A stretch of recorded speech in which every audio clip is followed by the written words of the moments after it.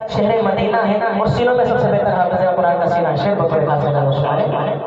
میں آنکھیں بند کرتا ہوں، مدینہ دیکھ لیتا ہوں کہ مجھے جب حافظ عرفان صاحب کہ مجھے جب دیکھنا ہوتا ہے دنیا میں ہنسی انسان کہ مجھے جب دیکھنا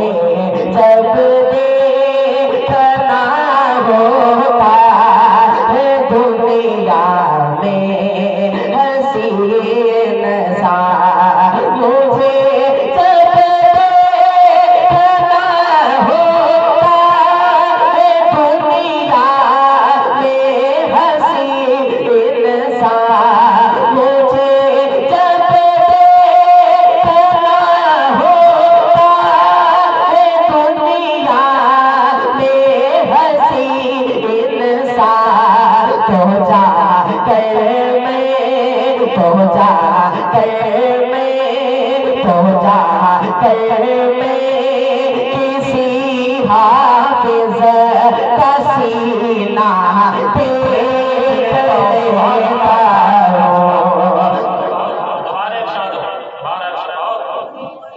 حافظ کا سینہ دیکھ لیتا ہوں مجھے جب دیکھنا ہوتا ہے دنیا میں ہنسی انسان تو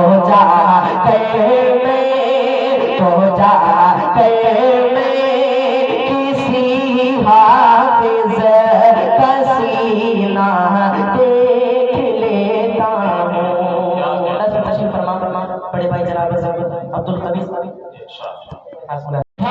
تو لوگ اس سے پہلے مصافحہ کریں گے، عالم صاحب سے بعد میں کریں گے۔ یہ ان کے گھر کے والدین کے چہرے ہیں۔ لیکن وہ مولانا نے عجیب بات کہی مجھ سے، کہنے لگے کہ میں نے 16 اور میں نے ان کے سامنے صرف ایک سوال رکھا، اللہ کے رسول کے والد کا نام عبداللہ تھا یا عبد المطلب؟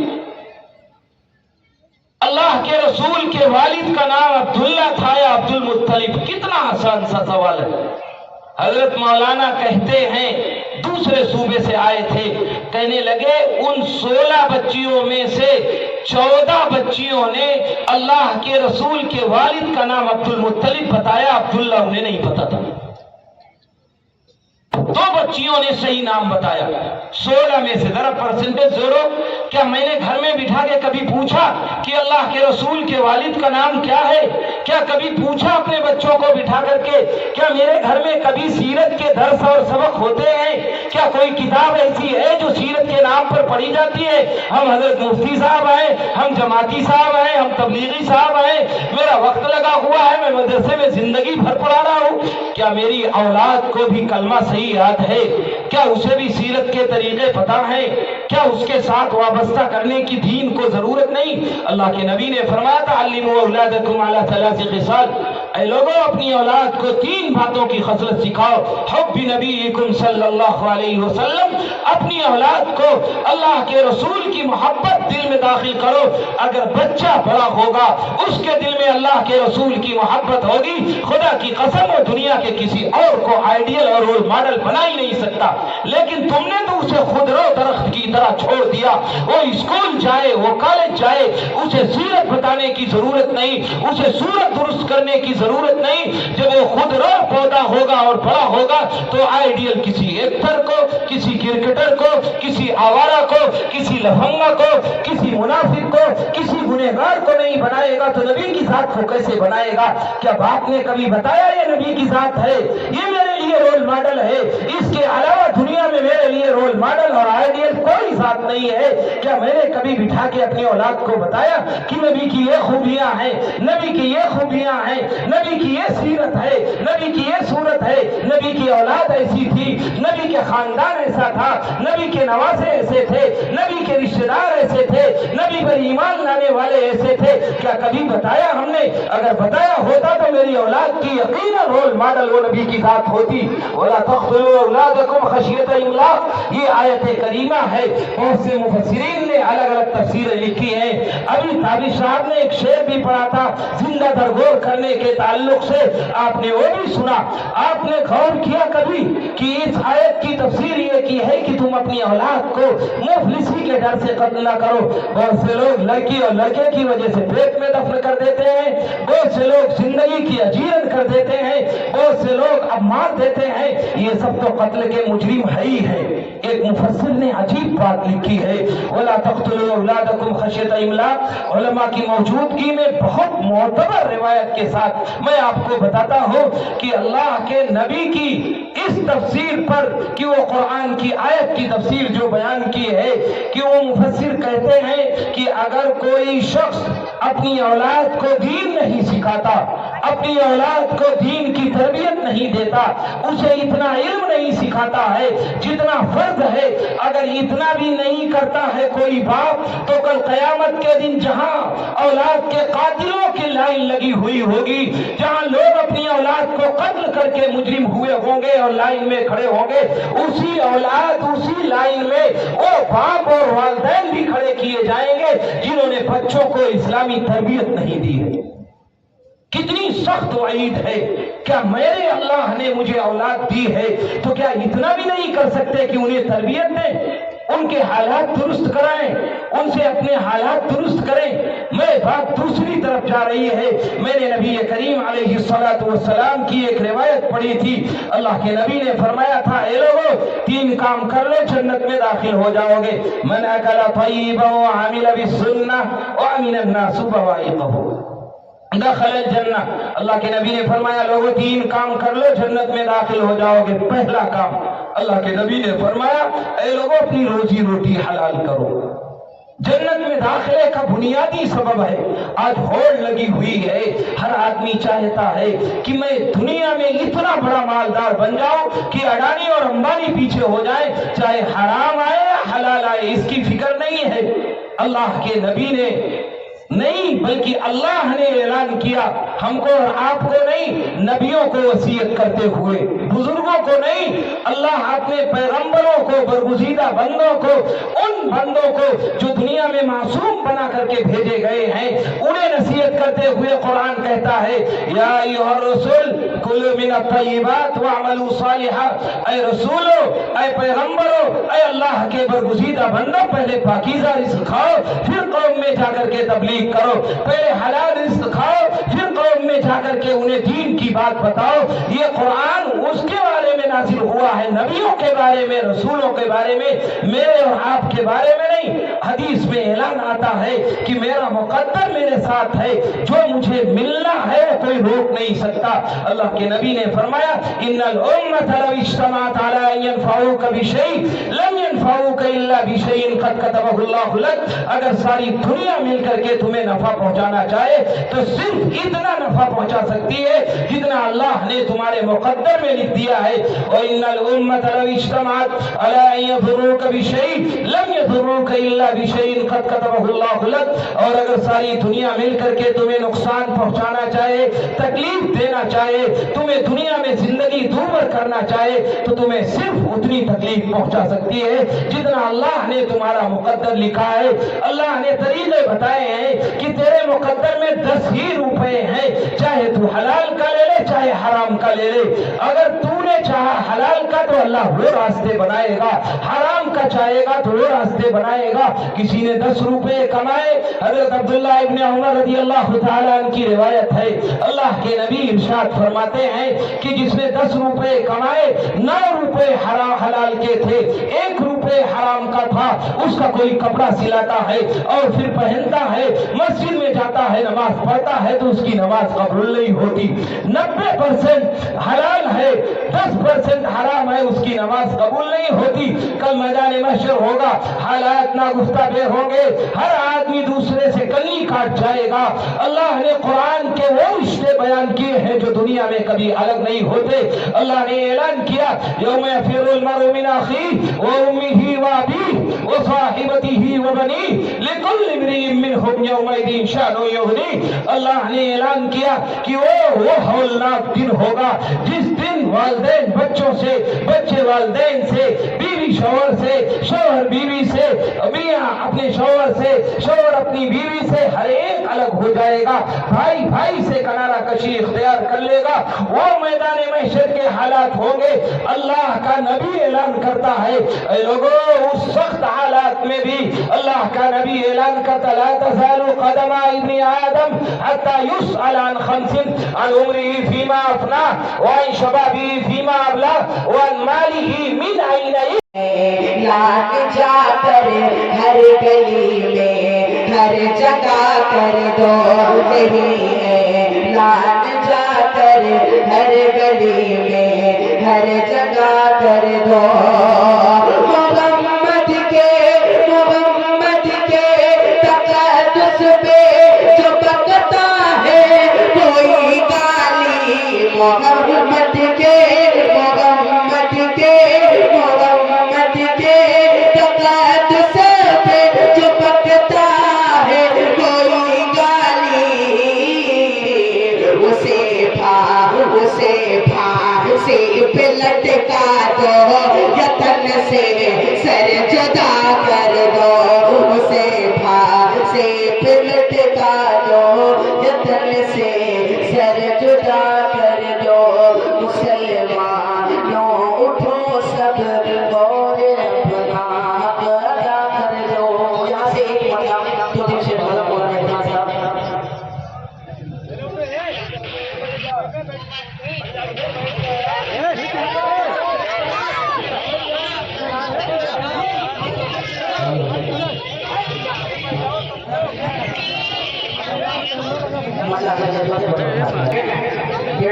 पीछे वाले अल्लाह नहीं बैठ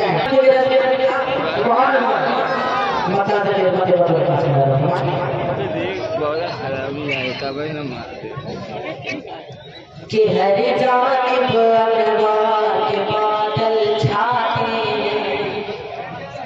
कि हर जानिब अनवार के बादल छाते हैं।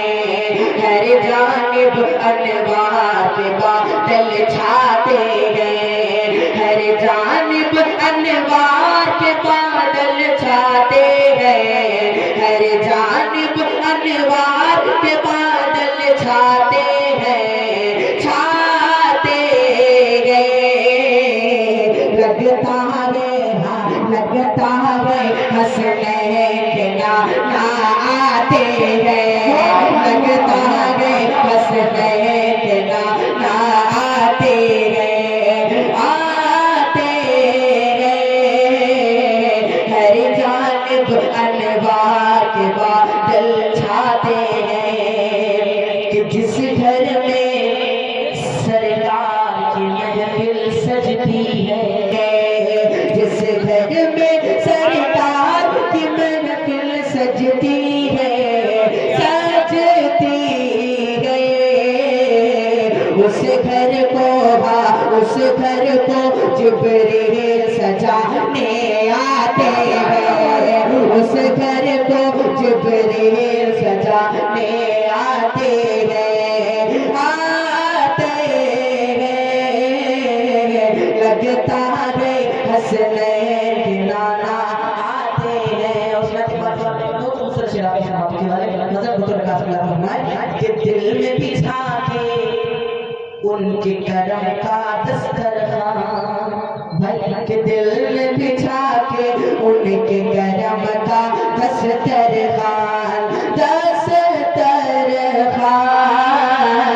दिल में बिछा के उनके करम का दस्तरखान, दिल में बिछा के उनके करम दस्तरखान दिल में बिछा दे उनके धर्म का दस्तरखान दस्तरखान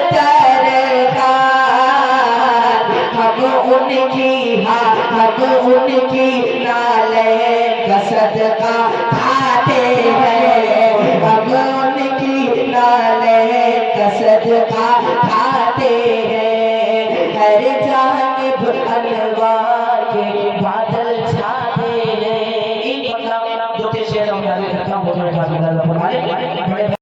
के बजाय पाए में मिलने वाला होगा।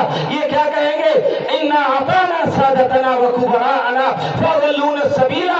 ऐ मेरे रब, ये मेरे आबा हैं, ये मेरे अजदाद हैं, ये मेरे घर वाले हैं, ये मेरे खानदान वाले हैं, ये मेरे पुरखे हैं, हमने इनकी मानी थी, इन्होंने मुझे गुनाह किया, इन्होंने गुनाह पर मजबूर किया, इन्होंने मुझे गुमराह किया, इन्होंने मुझे रसूल का रास्ता नहीं बताया, इन्होंने मुझे हालात से नागुफ्ता नहीं किया, इन्होंने मस्जिद में हमें दीन नहीं सिखाया, इन्होंने मुझे पैसे की मशीन बनाई है। फिर क्या कहेगा, यही औलाद जिसके लिए हराम और हलाल का फर्क किए बगैर दुनिया में तुम हर चीज बेच देते हो, इन्हीं औलाद के लिए तुम भाई से लड़ लेते हो, इसी औलाद के लिए दूसरे की जमीन हड़प कर लेते हो, इसी औलाद के लिए हराम कमा करके बंगला बना करके जाते हो।